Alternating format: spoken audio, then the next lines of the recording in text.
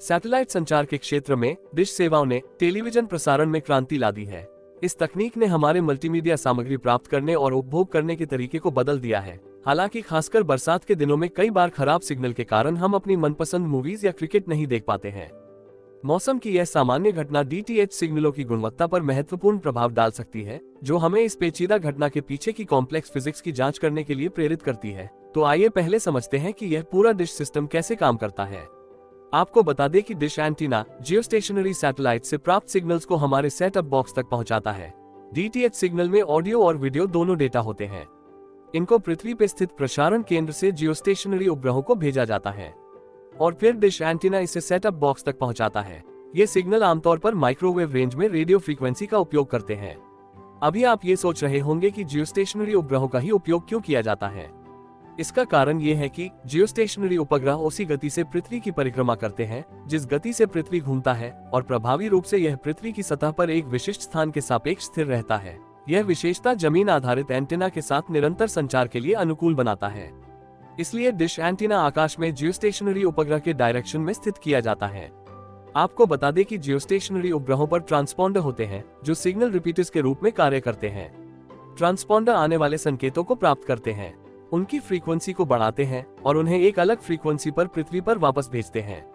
ये प्रक्रिया सुनिश्चित करती है कि प्रसारण स्टेशन से अंतिम उपयोगकर्ताओं तक की यात्रा के दौरान सिग्नल मजबूत और स्पष्ट रहें।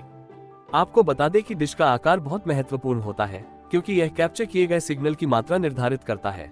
बड़े एंटीना कमजोर सिग्नल पकड़ सकते हैं और अक्सर उन क्षेत्रों में उपयोग किए जाते हैं जहां सिग्नल की शक्ति स्वाभाविक रूप से कम होती है।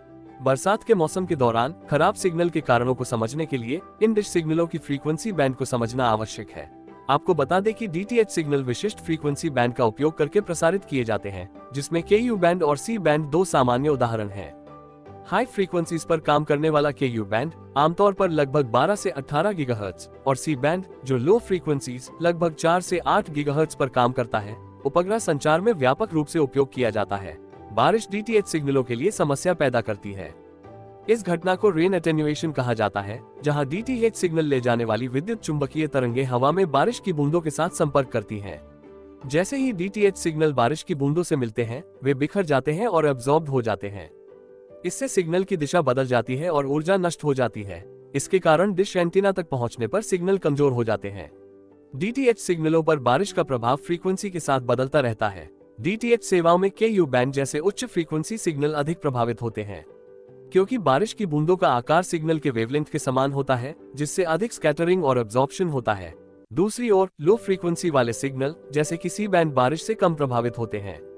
हालांकि वे पूरी तरह से सुरक्षित नहीं हैं और भारी वर्षा उनके ट्रांसमिशन पर कुछ प्रभाव डाल सकती है। तो वे कौन से तरीके हैं जिनका उपयोग करके खराब सिग्नल समस्या का निवारण किया जा सकता है? नंबर 1, फीड एपर्चर पर बारिश के पानी को रोकने के लिए फीड टेफ्लॉन लेपित डायाफ्राम को नियमित रूप से बदलें। ऐसा इसलिए है क्योंकि लंबे समय तक संचालन के बाद पुराने डायाफ्राम की वाटरप्रूफेबिलिटी खराब हो सकती है। नंबर 2, फीड एपर्चर के सामने पानी जमा न होने दें। नंबर 3, मीडिया चैनल भारी बारिश शुरू होने से 1 घंटे पहले अपलिंक पावर को 3 dB तक बढ़ा दें, जिससे कम हुई पावर की भरपाई हो सके। उम्मीद करता हूँ ये वीडियो आपको अच्छी लगी हो। मिलते हैं अगली वीडियो में।